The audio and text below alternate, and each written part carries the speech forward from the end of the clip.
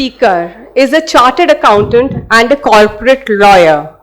By profession, the president of the tax and legal department at the Emami Group. She is a mother of 3 children.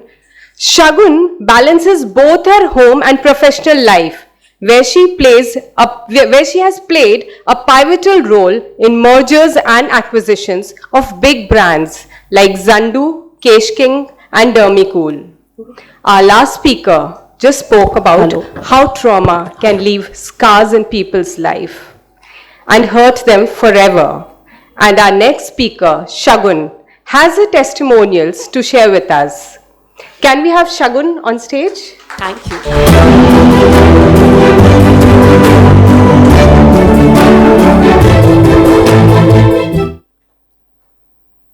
Can I have a show of hands from the esteemed audience if anybody has been a victim of child abuse?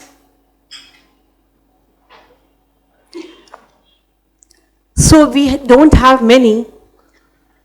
Statistics says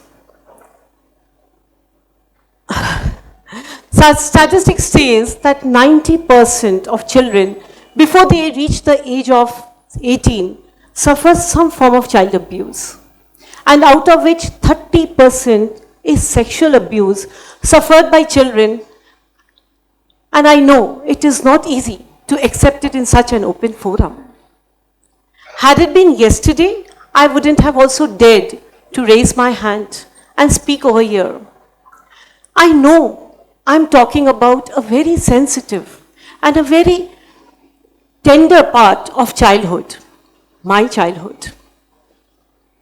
I'm not here to talk about the abuse. It doesn't deserve mention anymore. But I'm here to talk about the real abuse and the suffering which a victim has. And how can we do something about it? As a child, I was always in a state of confusion. Everything was blurry. Everything was scary. And I felt I'm keeping inside me something to hide about, something to be ashamed. I realized people are looking at me or smirking at me. As much as I desperately wanted to go and speak to my parents about it, I don't know why as a child I thought this is not to be spoken to parents. This is something to be always hushed about. Today I wonder why I think this way. My parents were very, very open-minded people. They loved me a lot. For every small little thing, I would go to them and tell them my pain. But I don't know why, for this matter, I sealed my lips and tortured myself by not talking to my mother. Today I am a well-educated lady, a lawyer, a CA, and working in an FMCG company. But still, it took me years to keep this secret inside me. I wonder, what about a woman who has limited social exposure? How is she handling her hidden fears? As I grew up, I found that many children who had these experiences, but most of them have never spoken about it to their parents, and none of them have done anything about it. This is a crime which is never reported, and the perpetrator always goes unpunished. I chanced to have a discussion with a group of friends some time back, and they were sharing their old childhood experiences of similar nature. I found they are talking very openly. They don't have any barriers. They do not have any doubt anymore. I instantly connected with them. I felt they are my kind, my genre. Somewhere deep inside me, I was a bit relaxed. I was relieved because I found myself one out of many. Had as a child, I would have known people, known children having similar sufferings, maybe I would have also stood up for myself and spoken about it.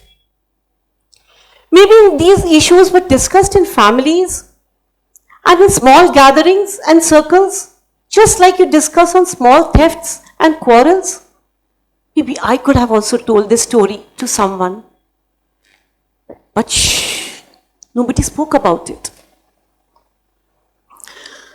So today so when I spoke to my friends about their experiences, I realized one thing.